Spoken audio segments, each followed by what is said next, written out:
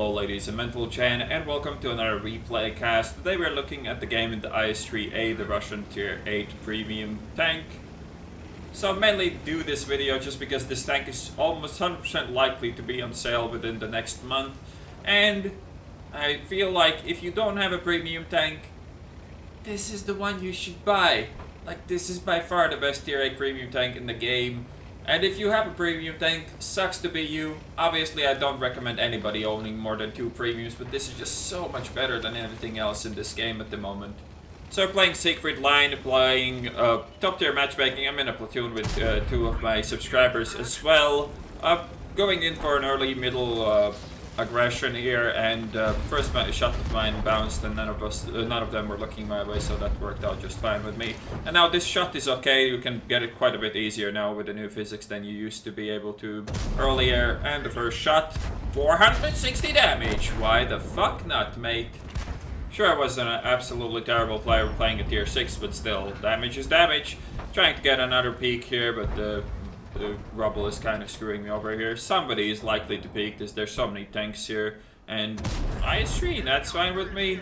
Can trade that shot easily. My teammate has less of a luck in his IS3, as he got caught out and probably tracked and trucked because of it. But hey, the T-34-85 actually eats one for the IS3, and 488 damage per shot. That is so legitimately balanced, it's not even funny.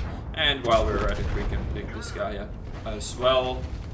Keeping up the pressure here, I actually can out-reload an IS3 and a T-34 by quite a margin. IS3 is closer, but T-34's reload is like at least 2 seconds worse than mine. Bad timing on my part here. Could have probably gotten that shot easily, and then my gunner decides to fuck me for the first time this game, so I guess it's not too bad. Usually you get fucked a bit more often than that. And now, gonna go for the Tiger, as he's really close to a one-shot, and a high roll would kill him, but sadly I don't roll high, and he lives. Probably a bad decision to make there to shoot him over the 5100, as the 5100 by far is the more dangerous tank here.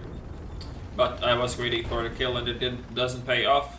Now, our position is reasonably fine. There's nothing really to say about this. The Ferdinand is pushing up, which we can easily exploit from the middle. Once again, the IS3 can't really do much about it either, so we're just gonna go for the shot. And probably what I imagine is gonna be the side of the Ferdinand. Pretty impossible shot to miss. Just need to catch him out here between these pillars, which I cannot do just now. And there we go. Finally, we get the shot, and the IS3 will have no way to shoot me back there.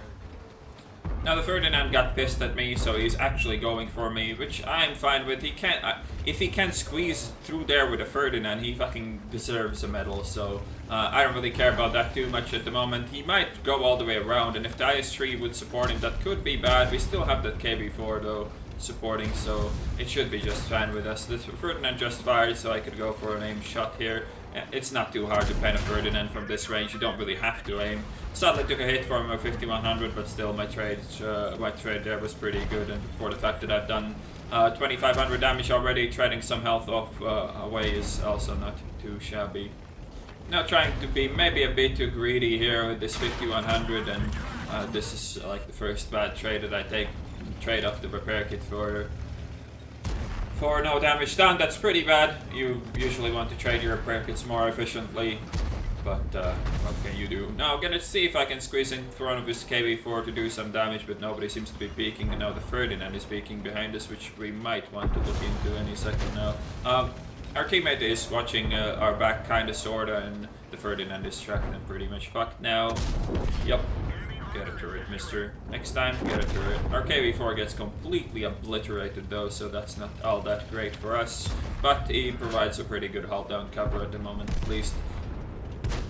At this point in time, we're actually losing the game. The biggest worry about this is the 5100. That must have been like the most ridiculous shot in history by that T-34. That angle he shot me there is so ridiculous. We have a reload, as I said, on these tanks easily, and at least the 5100 doesn't track me again with the tiny shot that he would have had there. Now the Chiron wants some, so we're gonna give him some once again. It's a pretty easy shot to make on the side of a fucking huge ass tank like that one. This super pushing is not really in the greatest position you could imagine, and hopefully he'll realize that before it's too late, but you never know. We can't really push either because of the 5100. The 5100 might have gone for a reload, but it's a kind of a tough guess to make. He could be sitting there with 3 shots remaining and it would be enough to kill me. So we kind of have to be careful here. I'm just sniffing around if I can see that SU that was sitting on that side a while ago, but I cannot, so we are not going to be dealing with that at the moment.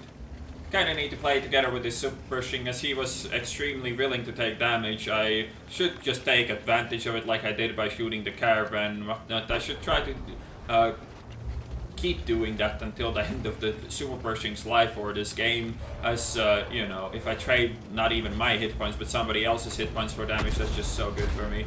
The super pushing is completely clueless about what is happening in this game, so we are actually gonna go push aggressive, and this time it could not have been worse. Now we fuck up our aim, but the 5100 doesn't decide to go for it. Also now physics kind of sinking my ass into the ground, which is not the where you really want to be. The super pushing once again willing to take damage here. This time he fucking gives the IS3 the easiest shot in history while nothing.